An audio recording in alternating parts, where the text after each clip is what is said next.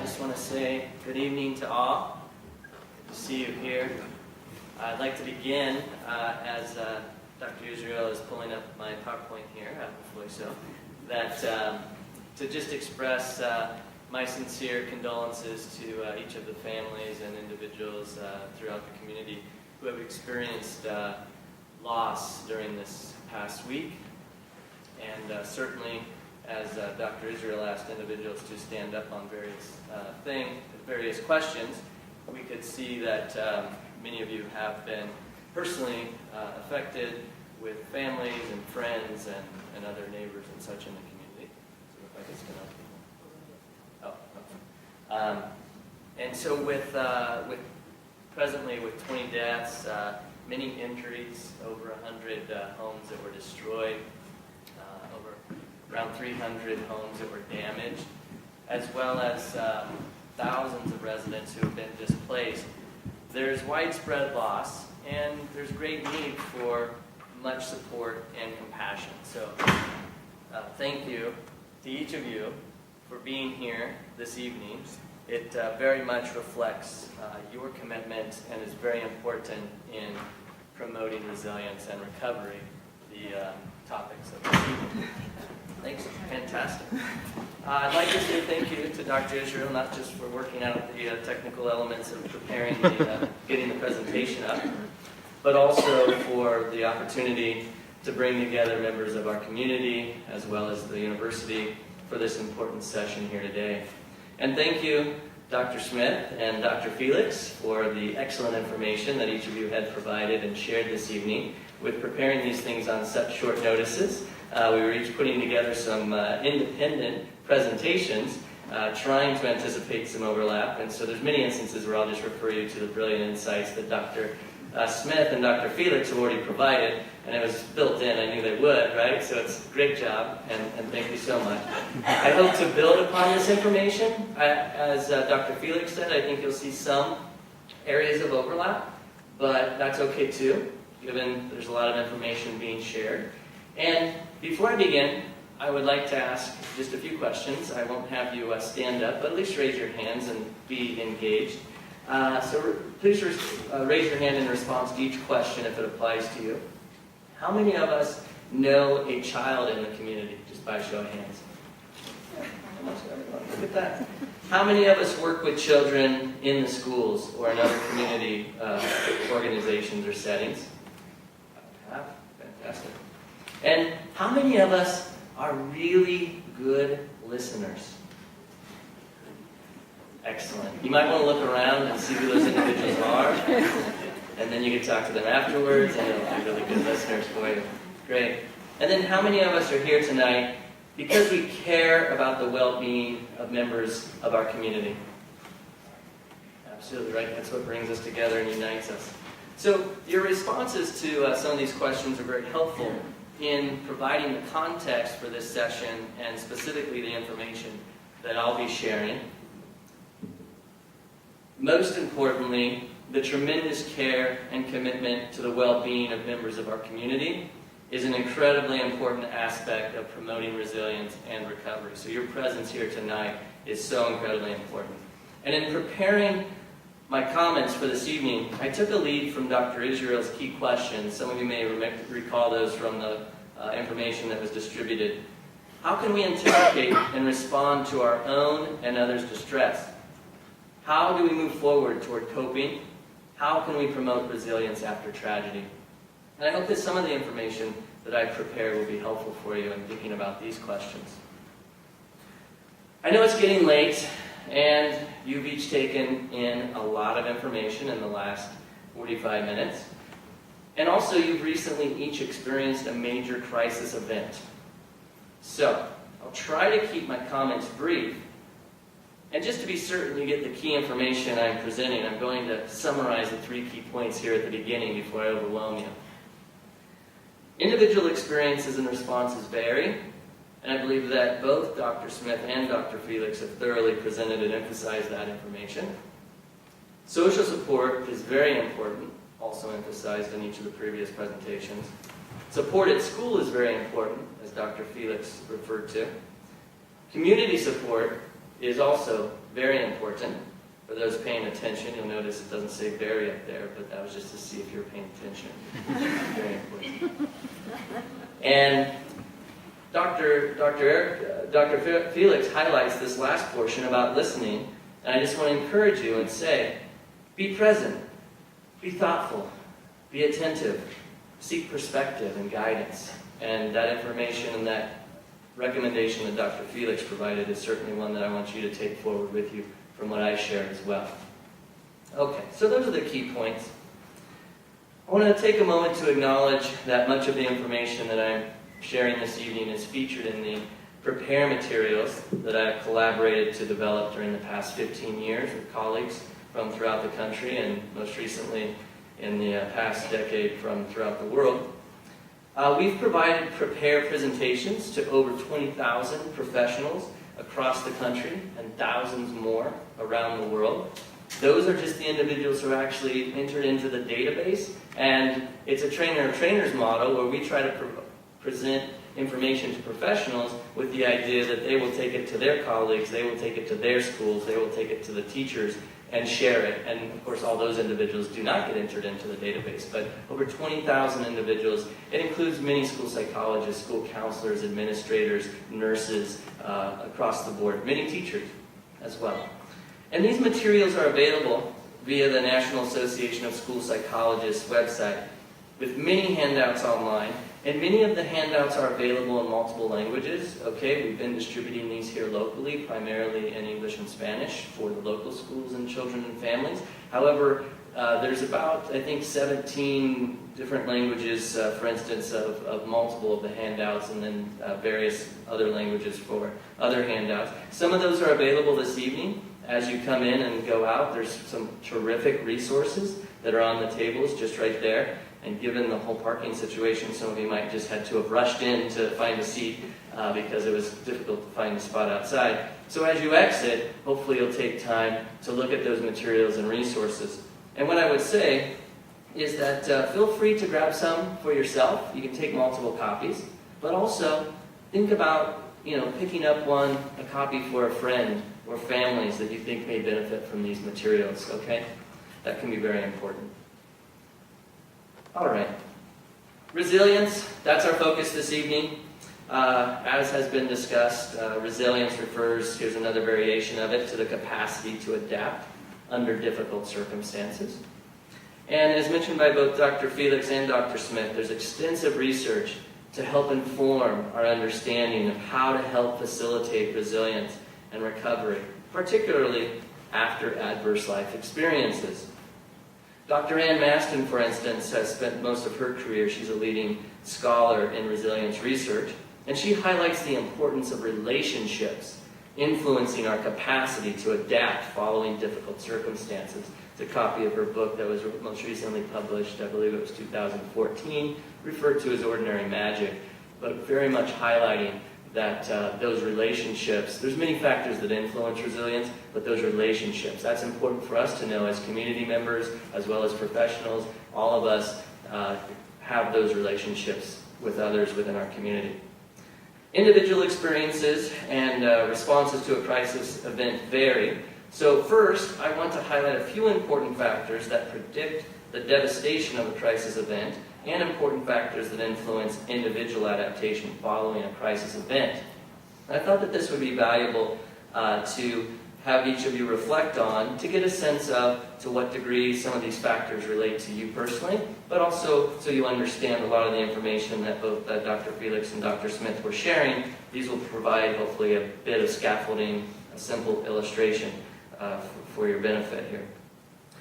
So, in terms of the factors predicting devastation of crisis, as has been discussed this evening, here are four particularly relevant factors. As illustrated here, if you can see the direction of the light white arrows, the less predictable an event is, the more devastation it typically causes, whereas the greater the consequences, for instance, fatalities, injured, displaced, the greater the duration, how long it lasts, hours, days, weeks, greater the intensity, greater the impact is, the more devastation is anticipated. Okay, so that's just a way to sort of graphically illustrate it, maybe digest a lot of the information that was shared by both Dr. Felix and Dr. Smith.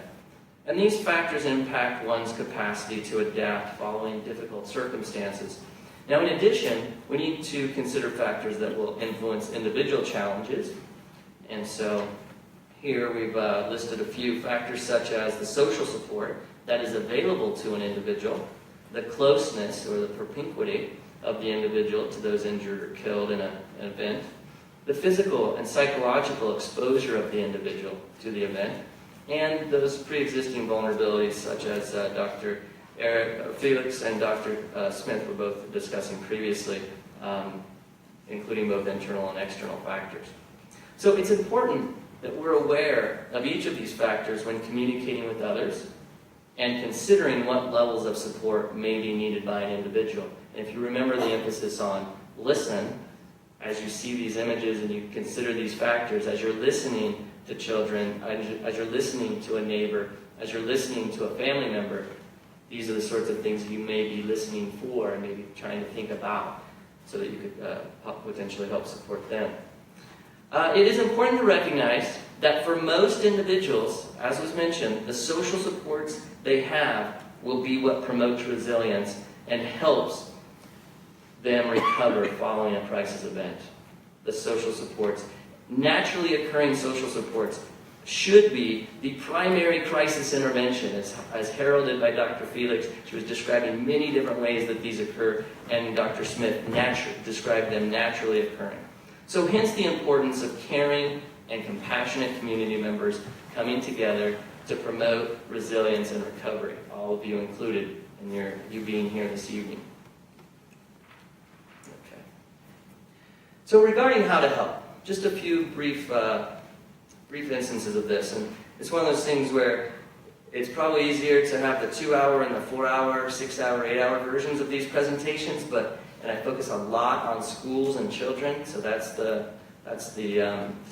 emphasis and the context that I'm typically focused on, but recognizing that there would be a very diverse group of individuals from within the community. I've tried to adjust these slightly so that they do apply to children, but they do apply to everyone in earnest. So hopefully you can see different elements in here. And for all of us, and for children especially, before recovery can begin, individuals must not only be physically safe, but they must also believe that the crisis-related dangers have passed. Okay, so that's an important immediate element. The emergency responders and the city and the county officials have each been providing communications to help establish and reaffirm our physical safety following the mudslides last Tuesday morning. And many of us are attending to the weather forecast, and clearly that's of concern as the next rain comes through. There will be more anxiety likely among us. The school officials have also been distributing information to families and to reaffirm their physical safety and to help to establish the psychological safety for children. Okay, so there's been a lot of efforts locally among the school professionals who have been sharing information, resources, trying to accomplish this as well. And as you reflect on your own situation and as you engage in conversations with others, it's important to consider potential concerns about one's safety, and this is very important to help promote resilience and recovery. In terms of how to help and thinking about from caregivers, clearly Dr. Felix highlighted you must take care of yourself, and I think Dr. Smith had highlighted eat and hydrate and get rest. I believe each of them had highlighted elements of this, very important components. And as physical and psychological safety is established and reaffirmed, we'll want to help others, and to do this, we need caregivers to have some key information and resources. For some of you coming here this evening might be a way of accessing some of that information, but you're also able to access it online. Some of the schools and other community organizations that have been sharing it with various listservs. And so in supporting children, caregivers need to have the following. They need to have information about the impact on the homes, the schools, the roads. And often these are provided by the city, the county offices, and also distributed by the schools to the families. They also need knowledge about available resources for the community. For instance, there's a list out front which provides extensive information about recovery assistance and support, local opportunities that was compiled by Dr. Zetzer, who's the director of the Hosford Clinic over at UCSB in the Gevirtz School. And you can pick up one of those on your way out if you like, or pick out a couple copies if you think others that you know may benefit from having that sort of information in their hand. It's also available on the website and such. But very important that these resources are distributed by the schools, by the community organizations to provide this to caregivers so that they can be helpful in attending to the needs of children, for instance. Information about what to anticipate, and Dr. Smith described a lot of that this evening, which is fantastic, very helpful. What to look out for. And that information is also available, as Dr. Felix highlighted, on the website there. There's also the National Association of School Psychologists, other national trauma organizations. The local Santa Barbara Crisis Response Network has been providing a lot of materials, resources, and handouts as well. So again, of these resources, many of them are distributed by the schools as well as community organizations. Now, I agree with what Dr. Felix was saying about the importance of the school as a context, and she made some quite strident statements about the most powerful public health opportunities to support children and families. I agree, here. I really conceptualize the schools as an epicenter for access to children and families within communities, and certainly after crisis events and potentially traumatic events. The schools typically provide tremendous information and resources to support families, and this has been happening locally. I just wanted to say that as well, as I've been communicating with a lot of colleagues. I see a few of you here this evening. I know you're tired, but there's many colleagues even unable to be here. They're so tired, and as the children are going back to the schools at the different sites, and they've done such an incredible job to actualize what Dr. Felix was saying of getting students back into routines and back to their schools as soon as possible. So I wanted to highlight those efforts here locally. And in terms of getting to routines, that's what this slide was to emphasize, was doing it rapidly, doing it in a way that's going to support children. And as some of you know, there's literally a school where they've got 4 different sites. They've got students down in Carpinteria. They've got students in 3 different sites here locally. There's another school that had 2 different sites. Now they're in a different site. And then, of course, that just complicates the support efforts. But there's many students affected who are going right back to their same schools immediately last week. And there's professionals there to try to support their needs as well. So, very important for these children to have an opportunity to return to routines. And as Dr. Felix, I think, aptly described, the teachers are so caring and so committed, and they really do want to help every child within their classroom and within their school. So the great news is that's happening locally right now and has been throughout the past week. Okay, another how to help. This is that listen thing that Dr. Felix mentioned. I just want to mention it again. It's so incredibly important. I've been working with bereaved children in particular for over 20 years. And one of the things that individuals, teachers, other professionals always ask me if it's a question or say to me is something to the effect, well, what do I say? Or, well, I don't know what to say. What should I say? And this is what it comes down to. There's nothing you're going to say that's going to take away that pain and that experience that they're having. There's nothing. But what you can do is listen to them. And in listening to your friend, listening to your neighbor, listening to a child you know here in the local community, I want you to hear their ideas, learn about their experiences, obtain information about their challenges, their struggles, what they're identifying, what they're telling you about. Obtain information about assets and resources and what they would be liking to do and what they enjoy doing as well.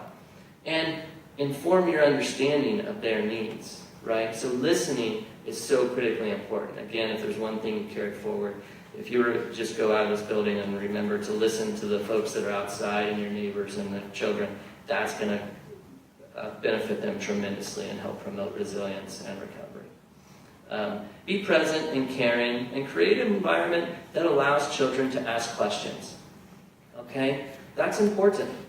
And then provide information in a developmentally appropriate way that helps them understand. You need to consider their cognitive development and their language development. But what we've also determined is that providing abstract explanations to a young child typically only makes it worse, because who has a great imagination? The young child. And so if we explain things in these abstract ways, they come up with their own reasoning and their own way of figuring it out, which is typically much more concrete than the way that you explained it. And it's oftentimes much worse than the way that you had explained it, okay? But by providing the honest information that's developmentally appropriate, not in extensive detail beyond their needs or grasp, that you can really help that child to understand, make sense of what's very difficult to make sense of, right? That's something that we all struggle with, whatever our ages. In these instances, I hear that again and again. The next, in terms of the top parts, I'm not going to explain because I showed those to you earlier. So the great thing is I'm sort of bringing you down here to the initial crisis reactions and the durable crisis reactions. And I'm basically wanting to highlight a few brief points about things that you can be looking out for that might help you to identify, like parents, caregivers. This is why it's so important that they go back to the school. Having professionals and people who have seen thousands of children and have seen that child before, they're able to identify behaviors or other sort of expressions and such emotions that might indicate a need for further support for those few individuals that need that support. So here's just a few warning signs that I wanted to mention here. And the rest is, like I said at the beginning, those various variables, just so you can kind of see the logic flow to this. So in terms of these initial crisis reactions, which were shared previously, the handouts available, I will say, highlight a lot of the typical as well as warning sign considerations. So I encourage you to pick those up and read through them at your leisure, because you're taking in a lot of information this evening. Some reactions would warrant mental health referral, and it's important that we look and that we listen for some of these elements, particularly those that interfere with daily functioning. Those acute reactions such as panic and dissociation and extreme fright, increased arousal such as exaggerated startle or hypervigilance, sleep disturbance, very common among children, maybe some of you are experiencing this as well, and maladaptive coping strategies such as suicidal or homicidal thoughts or behaviors, or abuse of drugs and alcohol. Okay, with different age groups, we need to keep that in consideration. And it's important in the short term, but also during the upcoming months. And I really do take that long view on all of this. I think that we each share that. Dr. Smith, Dr. Felix, and I really share this long view on this event that's just occurred recently.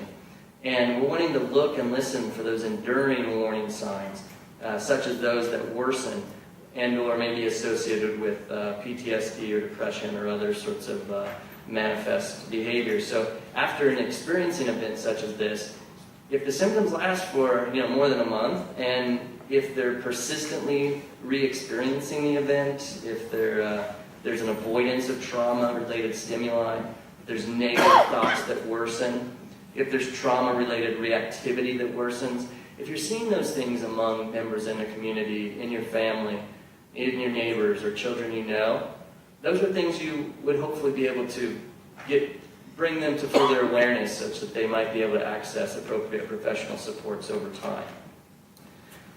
Okay, and in terms of accessing help, I'll keep this brief because I already highlighted there's tremendous resources in this community, handouts available to try to get access to the low cost, the minimal, or not the minimal, but the minimal insurance provider, the various professional associations in the community, private clinicians, the community health centers, importantly the school-based student support, psychological and counseling services.